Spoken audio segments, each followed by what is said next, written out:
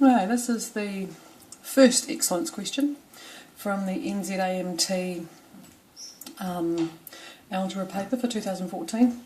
We had a question that asked something about if z is a complex number with z is not equal to -1 and z squared upon z minus 1 is always real, show that the locus of z in the Argand diagram consists of the real axis and a circle in radius 1. So I'll leave that stuff for now. We're going to replace z with x plus iy. Just a complex number. Any complex number with any real part, any imaginary part.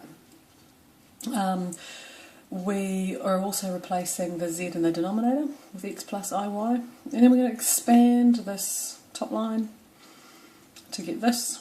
And grouping together the real parts of the denominator so that I can easily find the conjugate, which is just x minus 1 minus iy. Then, so multiplying by your complex conjugate, you end up with all of this stuff. And you've got some real terms here and some imaginary terms. There's another imaginary term. All of these are multiplied together, so there's another imaginary term, all of that. It's a real term because it's got no I in it. It's a real term, it's got no I in it, and then you've got an imaginary term here, y cubed I. So if, taking that second part of the question, so if this complex number is always real, then we want this imaginary part, these 3 bits, from when I expanded it, I want those to equal 0.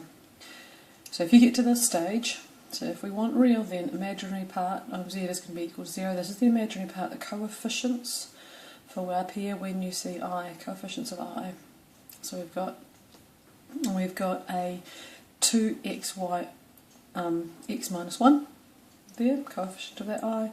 We've got this coefficient of I, negative x squared y, and you've also got that last y cubed as a coefficient of I. So that's your imaginary part. That imaginary part equals 0. Factorising out a y from every one of those terms, and then just tidying up, I've got this y squared left. I've got a 2x squared left, that's from here expanding out, 2x squared. I've got a minus 2x, that's from here, so my 2x squared is from there, my 2x is here, and then I've got my x squared there. Grouping my like terms, I've got a my y squared still, I've got here x squared, and I've got a 2x. To get this part here into some kind of circle I need to complete the square for the x's.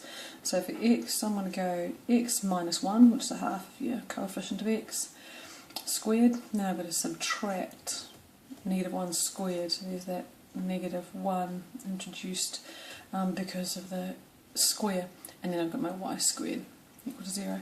So I've got this multiplied by all of this equals 0, so either y from here is equal to 0, or all of this inside that square bracket is equal to 0.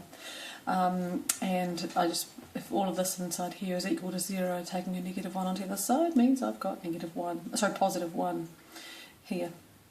So therefore, this is my circle. Therefore, you've got your locus of points is the line y equals 0 from here.